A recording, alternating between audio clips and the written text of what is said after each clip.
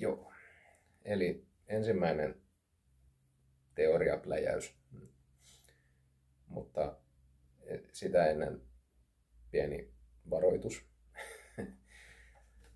Mä itse tykkään kovasti gospelmusiikista ja kaikki harjoituskappaleet on siis niinku, ne voi olla vaikka jotain gospelmusiikkia, riparibiisejä, vaikka virsiäkin jopa ja näin, että ne on siis hengellistä musiikkia, että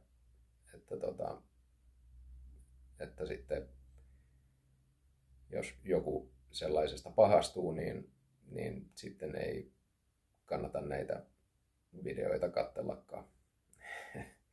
Mutta sitä, ketä se ei haittaa, että ne on hengellisiä kappaleita, niin voi sitten tehdä mukana. Tämä nyt niin kuin tämmöisenä vaan, että saat sitten itse valita, että haluatko kuunnella vaiko ei. Joo, okei. Okay.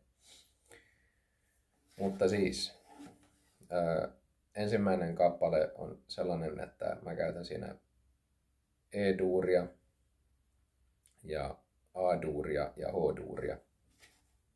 3 sointua. Ja E-duurisointu on tämmönen. Ja sä saat sen sillä, että sä sijoitat sun keskisormen tälle toiselle nauhalle. Näitä kutsutaan nauhoiksi. Näitä tässä. Joten kun mä sanon nauha, numero se ja se, niin se on sen nauhan takana. Tässä on ensimmäinen nauha, tässä toinen, kolmas ja neljäs, niin edelleen. Eli keskisormen sijoitat tänne A-kielelle, toiselle nauhalle.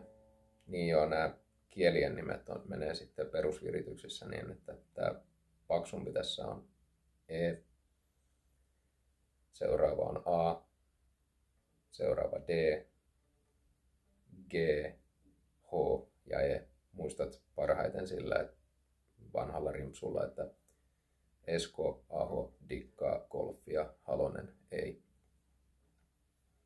Esko, Aho, dikkaa, golfia, Halonen, ei. Kun sä muistat ton rimpsun, niin sä muistat näiden kielien nimet. Okei. Eli keskisormi menee A-kielen toiselle nauhalle, nimetön, sama väli, eli toinen nauha, mutta D-kieli. Etusormi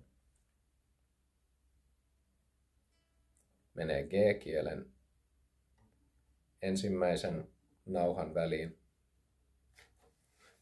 Ja nyt sitten kun sä otat näitä sointuja, niin tää peukku täällä takana, yritä sijoittaa se suurin piirtein keskelle tätä kaulan takaosaa. Ei niin kuin tänne, eikä sitten myöskään niin kuin yli. Tällä tavalla jotkut heavy heikit tekee tätä, että ne saattaa vaimentaa ton matalimman kielen peukulla, mutta mehän ei olla vielä semmosia, niin me ei siihen ruveta. Sä sijoitat sen peukun suurin piirtein tonne keskiosaan ja sitten suurin piirtein siihen kohtaan, mistä sä otat niitä sointuja. Elikkä se on jossain tuolla nyt. Noin. Elikkä sä otat ton E-duuriotteen ja sä voit nyt sitten yrittää, että kuuluuko se. Jos nyt tulee jotain vähän tuommoista ääntä, niin ei haittaa mitään. Sä voit ihan rauhassa yrittää sillä tavalla, että yrität yksi kieli kerrallaan saada ne äänet kuulumaan.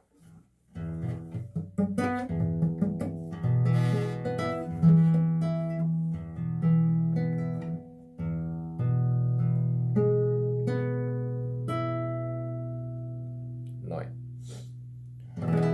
Sitten kun alkaa tulla semmoista suht ymmärrettävää ääntä, niin voidaan siirtyä seuraavaan sointuun. Se on toi, ja poikien leekot kaatu tuolla, ei anneta häiritä. Seuraava sointu on A-duuri. Ja A-duuri otetaan sillä tavalla, että sä laitat etusormen tänne toiseen nauhaväliin D-kielelle, keskisormi, sama väli, seuraava kieli, eli G-kieli, nimetön, menee myös samaan väliin. Ne on kaikki kolme samassa toisessa nauhavälissä toinen toistensa päällä. Eli etusormi on tuossa D-kielellä, keskisormi G-kielellä ja nimetön on H-kielellä. Kokeillaan sointuuko se mitenkään.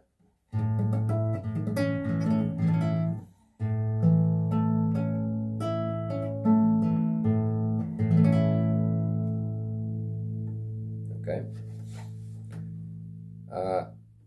Seuraava sointu on H-duuri. Ja se onkin sitten vähän mielenkiintoisempi. Se on itse asiassa aika lailla sama sointu kuin A-duuri. Mutta se löytyy täältä. Miten sä saat sen, niin sä voit ottaa A-duurin tällä tavalla. Nyt sä voit korvata niin tämän etusormen keskisormella, keskisormen nimettömällä, pikkurillillä nimettömän. Saatat sen saman soinnun. Ja nyt sä siirrät tämän koko paketin 4. nauhaväliin. Ja nyt tää etusormi menee toiseen nauhaväliin ja A-kielellä. Eli etusormi painaa täältä, nimetön, keskisormi ja pikkurilli täältä. Kokeillaan.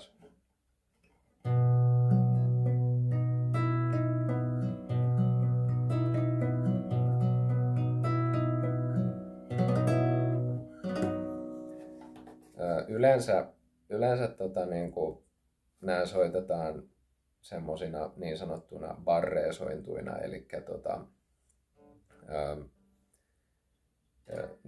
etusormi puristaa kaikkia kieliä niin kuin ylhäältä alas asti, niin kuin että etusormi puristaisi periaatteessa niin kuin kaikkia näitä kieliä, mutta se on hirveän vaikea soittaa semmoista, niin mä oon kokenut käytännössä helpommaksi sen, että jos sä niin kuin painat passokielen alas tuolla etusormella,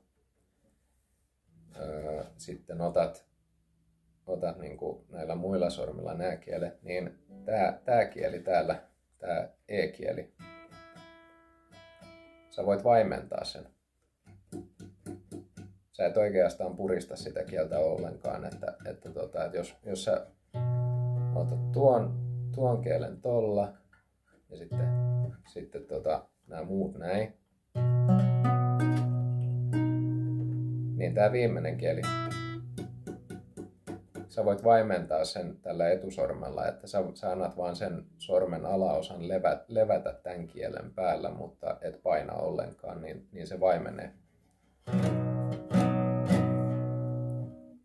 Täältä se kuulostaisi normaalisti, mutta nyt se ei soi. Okei, eli E-duuri, A-duuri ja H-duuri.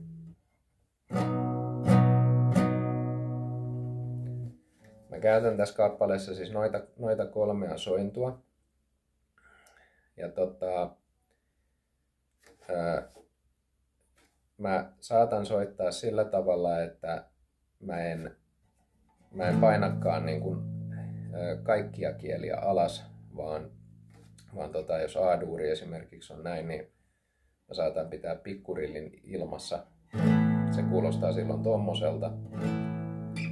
Ja sama ton H-duurin kanssa, niin mä en välttämättä painakaan niin kuin näitä kahta kieliä ollenkaan. Että mä ainoastaan pidän etusormen ja sitten ton keskisormen ja nimettömän paikoillaan, ja nämä kaksi korkeinta kieltä täältä soi vapaana. Silloin se kuulostaa tältä.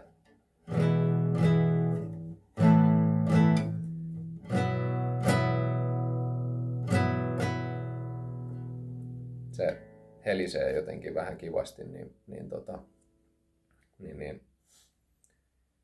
sä voit kokeilla, miltä kuulostaa, jos sä soitat niin kuin sen perus A-duurin siihen päälle ja perus H-duurin päälle.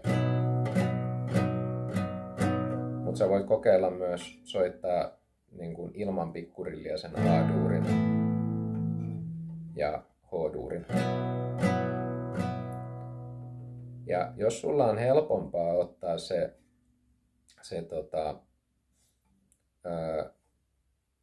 H-duuri sillä tavalla, että sä käytätkin, jos sä soitat niin kuin vaan näitä kolmea kieltä tästä, niin jos sulla on helpompaa sen, että sä laitatkin tuohon nelosväliin D-kielelle nimettömän ja sen alapuolelle pikkurillin, niin se on ihan täysin ok. Jos sä koet, että se on helpompaa, niin tuo keskisormi voi jäädä niin kuin ilmaan ja sä voit soittaa vaan noita. Ja jos susta tuntuu helpommalta, että A-duuria soitettaessa, niin sen voi tehdä niin kuin tällä tavalla, että sä laitat tähän D-kielelle nimettömän ja sitten seuraavalle kielelle pikkurillin, niin sitten ainoa mitä sun tarvii tehdä on liuuttaa ne sormet tuohon nelosväliin ja laittaa tuo etusormi tuohon A-kielelle.